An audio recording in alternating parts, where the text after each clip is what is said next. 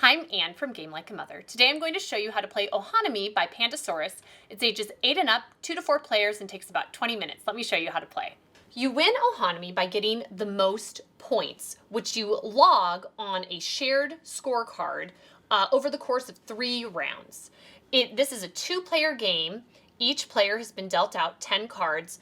It's the same thing if it's 3 or 4 player. Everybody starts with 10 cards. Once you've played out those 10 cards, you score 1 round. After the next time, everybody gets 10 cards again. You score that next round. Same thing for the third. Add up the total. Whoever is the most is the winner. And if you run out of these or lose the scorecards, the information for scoring is on the side of the box. So you are set no matter what. To play, you take your hand. Nobody else gets to see what you have. We'll flip this over. And you pick 2 cards to keep and put them face down and pass the rest of the cards to the person to your left. And the person across from you does the same. So I'm just going to have them pick 2 at random and pass them on to you. At that point, you play the cards.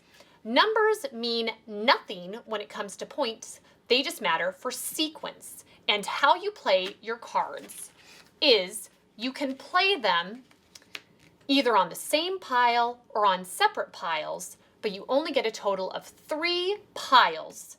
And once they have been played on a pile, you can only play, so there's a 100 and a 74 here. Future cards on this pile cannot be placed in between these. They either have to be higher than 100 or lower than 74. So if this person decided to place their cards like this with a 59 and then a 10, they can't play anything in between. So that would be very difficult for the rest of the game. So when you play your 2 cards, you can choose to either play them on different stacks, start a new stack if you don't have a third one yet, or play them in sequential order on an already existing stack. There are 4 different colors of cards, which are blue, green, silver, and pink, and they have different scoring per rounds, and they range from the number 1 to 120, and there are no duplicates of any of the cards. In a 4-player game, you will use up all of the cards in the stack, and in a 2-player game, you will only use up half. Here's what a couple rounds of play would look like. So they've passed on, they have these cards, and that used to be their opponents, so they're grabbing 2 more from them, looking through. This person's grabbing a lot of blues. You'll see why that's important here in a minute. And they passed these on. This person is grabbing 2. I'm just grabbing them at random for them. So you don't get to look at the cards that have been passed on to you yet. You play again. This person can't place this 92 in between, but they can put the 118 above the 100. This person, because I am not carefully selecting for them, well, they're doing okay.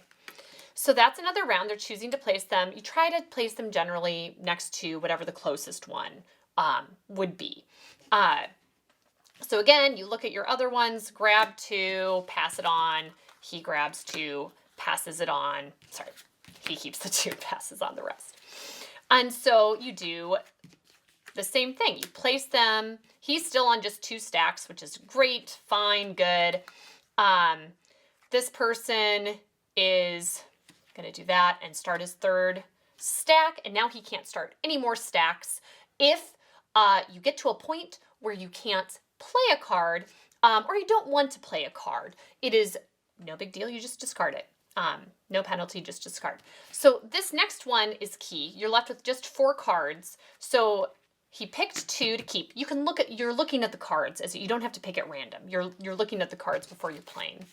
I'm just doing this for speed's sake. So he would look at them and say, okay, I want this one and this one, and pass on the other 2 to this guy. And so the final round, so these are face down for him. The final bit of your round is he flips these up, places them. This person flips theirs up, places them. He has 3 stacks as well now. And then the 2 cards that are left, you just flip them over and get to play them right away, because those are the 2 that they've been selected for you, what you're going to keep. So same thing for this person. And now it is time to score. First round scoring, all you do is count up the number of blue cards you have out here. So this is player A, this is player B. Player A has 1, 2, 3, 4, 5. So 5 times 3, 15. Player B had 1, 2, 3 times 3 is 9. These other cards will be scored in future rounds. But for the first round, all you have to do is blue. Round 2, deal out 10 cards to each player again, and you will be playing the exact same way on the stacks that are already existing out here. So don't mess with these. Grab 2 cards, pass them on until you run out of cards, and then score again. Here we have skipped ahead to the end of round 2, and I've dealt out round 3 already, so we are ready to go.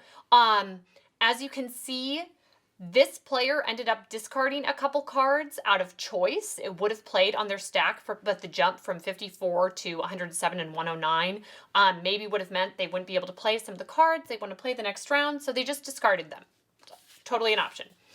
For the second round, blues and greens score. Blues are times 3, greens are times 4. They always have different values, the different colors. And so blue, you count the same ones that you scored the previous time. You get to count them and score them again. So they had 1, 2, 3, 4, 5, 6, 7, 8 blues, 24 points. And then they had 1, 2, 3, 4, 5 greens, times 4 is 20 points. Other player, 15 points in blue, 16 points in green. Now we're on to the third round, and we'll jump ahead there and show you what scoring looks like at the end of the game. This is what the end of a game would look like. Nobody ended up discarding any cards in the final round. These are from the previous round. Let me show you how scoring works. So for the final round, you're counting everything again. And it doesn't matter if the cards were already counted in previous rounds, you count them again. Multiply the number of cards by the number here on the side. And so times 3 for blue, times 4 for green, times 7 for silver. And then the pink has a star and a question mark because that varies depending on how many of those cards you collected. So player A only got 3, so that was worth 6. Player B got 13, which is worth 91. This means sum it all up at the end. So add up your totals, and player B was the winner this time, mostly because of the pink cards. So that's how to play Ohanami. It is a drafting game that is sure to become a new family favorite, so check it out. Thanks, and see you next time from Game Like a Mother.